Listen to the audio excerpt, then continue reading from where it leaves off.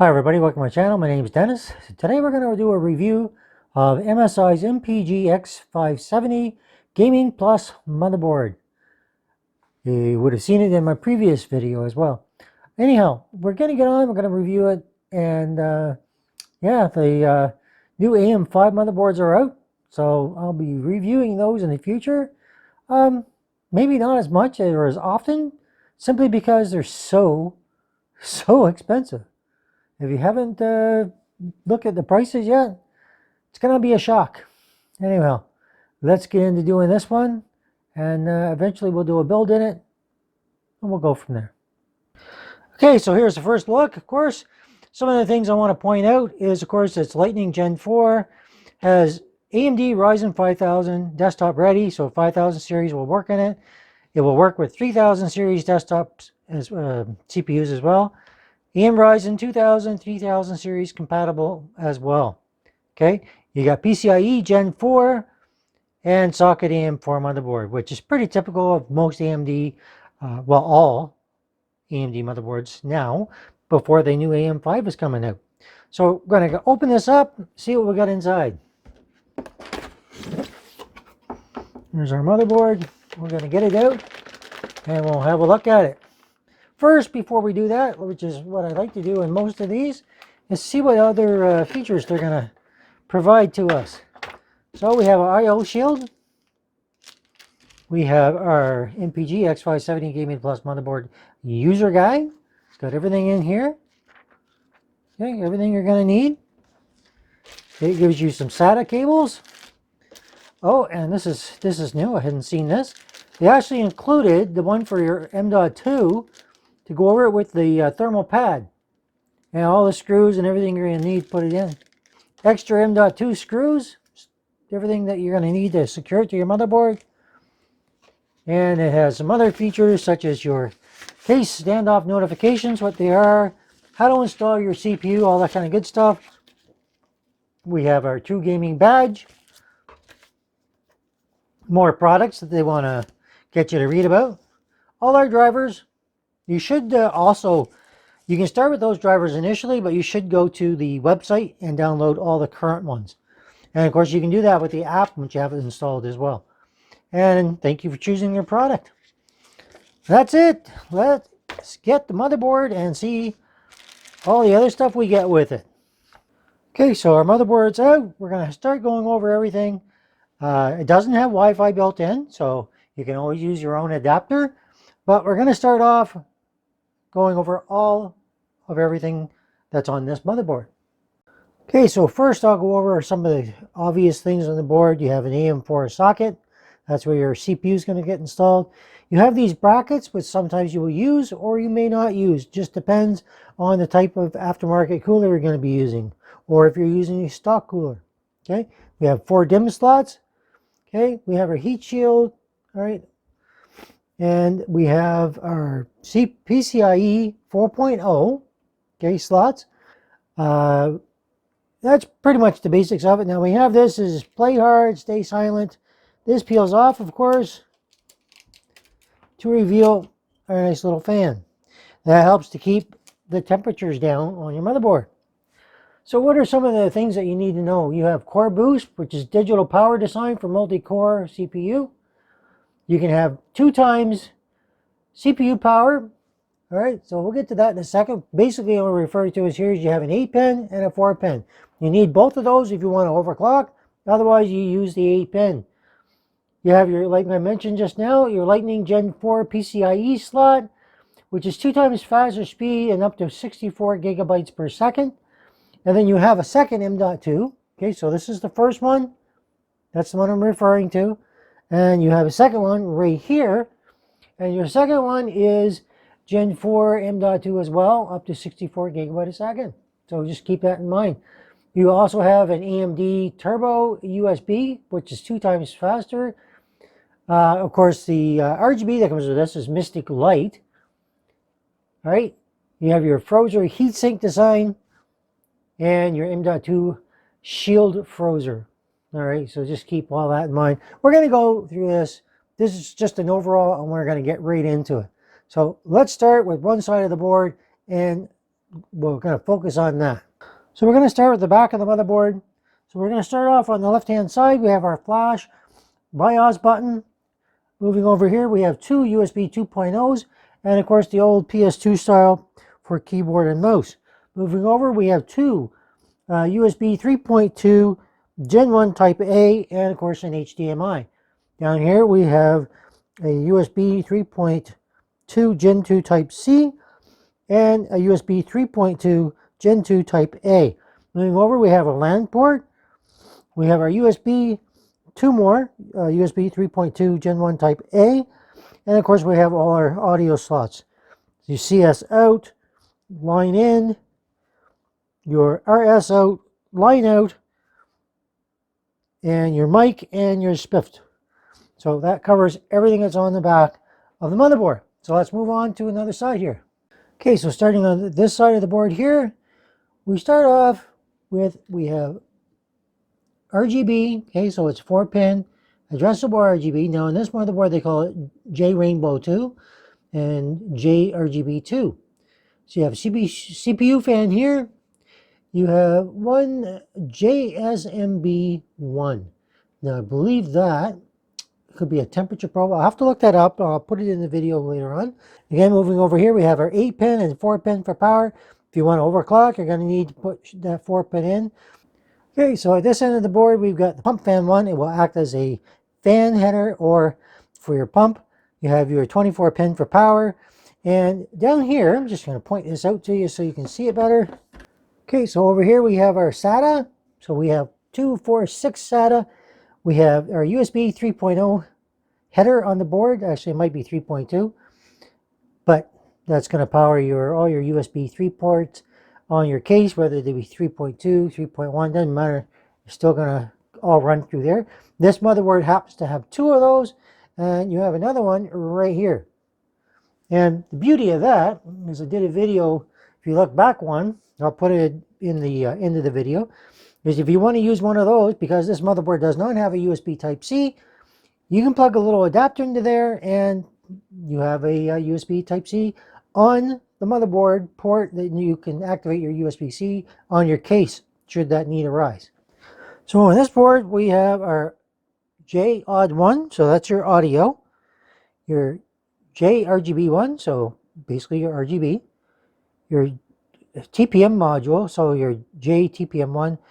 We have 3 system fans, actually 4. Wow, that's pretty good actually. You have a USB here and here. So you have 2 USB 3s here, and right here, that's a COM port, I do believe. Yep. You have your JCL1 or JF1 right there. Okay, and of course we have the other USB 3 that I was talking about. You have your other front panel connectors, so that's the important stuff is right here. And this is your speaker. And that's pretty much it. There's not a whole lot. Motherboards haven't changed a whole lot in the last little while. But something you are going to see a change to is your socket. So of course we're going to an AM5 socket. So you're going to have all your pins on here. AM4, your pins are on your CPU. That's changing. So your CPU is no longer going to have the pins, and your motherboard will have on the AM5 sockets. One thing I didn't point out, I just want to get back to, is you see your lines here. Okay, you have a couple different. That's for your audio. So to separate them, so there's no hissing and popping, all that kind of good stuff, to keep it, keep your audio good quality. And some people like to see the back of the motherboard so they can see where everything is at. And this is pretty much it. Makes it a lot easier to see your traces for your audio right there. And the backplate, which will come off depending on whether you use an aftermarket cooler or whatever you're going to go to. And that's another thing that'll change on your AM5 motherboards when they come out. I don't know if they're going to have this anymore. I think they're going to be, you're not going to have to worry about fixing your AIOs or anything like that, or getting to the back of the motherboard anymore. You're going to be able to do it right from the front. And I'm anxious to see how that's all done, because I think that's a huge step forward.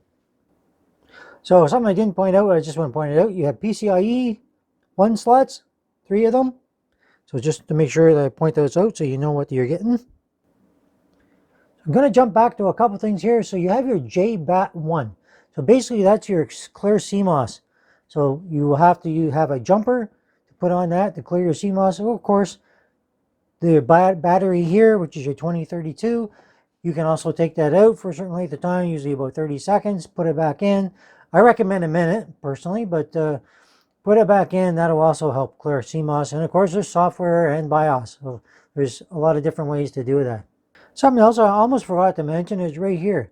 So you have your LED readouts. So you have one for CPU to indicate if your CPU is not detected or something's gone wrong. You have your DRAM, which indicates if your memory or there's anything wrong with your memory. Your VGA, which is for your graphics card. So if there's some kind of graphics card issue with the hardware or whatever, it'll show up there. And of course your boot, which indicates the booting device is not detected. All right. So these little LEDs right here, that's what those are for. And the other thing was the JCOM1 serial port. So the one that I thought was a COM port was indeed a COM port. So just keep that in mind. And something else I don't want to forget is your CPU fan, your pump fan 1, and your system fans and fan connectors. So your CPU fan will auto detect whether it's a 4-pin or 3-pin. Your pump fan 1 is default PWM mode, and your system fans are default DC mode. So just in case you're wondering what speeds they're going to run at or what setting they're going to be at. And the SATA connectors, I forgot to mention, are 6 gigabytes per second. So just don't forget about that. Now something I want to show you is you've got the diagrams here, and they show you, okay, so your diagrams here show you for installing your M.2, okay, just to give you that little bit of information. And when I mentioned earlier about the PCIe slots here, they do support Crossfire. So if you have a couple AMD graphics cards that will work together, you're certainly going to be able to do that. I don't know if many people do that today, but just wanted to mention that, put that out there. So I think I've covered most things. There's one more I'm going to get to, as some of you may or may not know. The Trusted Platform module has to be activated in the BIOS. Sometimes, occasionally, depending on the motherboard manufacturer, they will default it to being on nowadays, but you're going to have to check to make sure that's on if you want to go to Windows 11 in particular. And something I like to do every now and then is I like to show you the front panel connectors that I mentioned earlier, where all the pin layout is. So I'm just going to focus that on in here. So there's your pin layout in case you ever need it. Okay, so the top 2 pins are power LED, positive and negative. Then your power switch, followed underneath of it by your HD LED if you have one. Reset switch, again, if you have one. All right? So pretty simple, pretty straightforward, but I just wanted to make sure you could see that. And the final one that I didn't mention earlier that I did point out was the JCI1 connector. So that is your chassis intrusion switch or sensor. So you can use that if you want to know when somebody has opened the case up or anything like that. You can go to the BIOS settings under security, chassis intrusion configuration, and you can either enable it or disable it. Okay, F10 to save and then exit and you're done. Okay, so some people will get that error message. I've actually done a video on that error of how to take care of it. So if you need that, or if that's something you're looking for, search back and it'll be there. All right, everybody, so that touches most everything on the motherboard. I don't think there was anything I really left out. If there is, let me know in the comments and I'll get back to you. Pretty basic motherboard. I mean, the X570 does give you a few features that you don't have otherwise. Don't forget to go into your BIOS, set your XMP to get the most out of your memory. And there's just a bunch of things in the BIOS. And maybe I'll do a video on that separately just to show you what's all the different things you can do. Maybe I should dedicate a video just to that. Let me know if that's something you want to see. So basically that's it. If you like it, hit that like. If you don't, leave me a comment. Tell me what you want to see.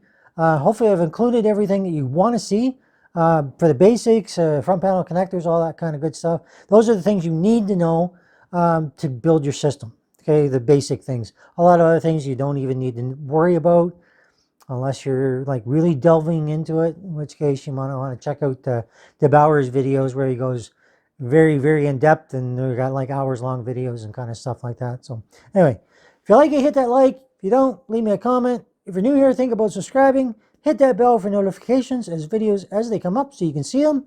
And hit that join button if you want to help out the channel, or hit that super thanks. Not required, but certainly helpful. And if there's something you want to see a review of, let me know. I am trying to do soon a review on some of the new AM5 motherboards coming out. I almost got one. I was thinking about it, but it was a Gigabyte, and I'm not a big fan of Gigabyte motherboards. Their RGB fusion is trash, and I don't like it. Personally, I just don't like it. So when I have a different motherboard, I will show you that, show you all its features. I will go a little bit more in depth and show you that, and maybe a CPU as well at the same time, because of the difference in the pins not being on the CPU anymore, and now they're on the motherboard. So you got to make sure if you buy one of those motherboards, get them to show you those pins if you're able to. Make sure none of them are bent, because if they're bent, you're done right from the start. All right? Thank you for watching. Hope you enjoyed it. Have a good one.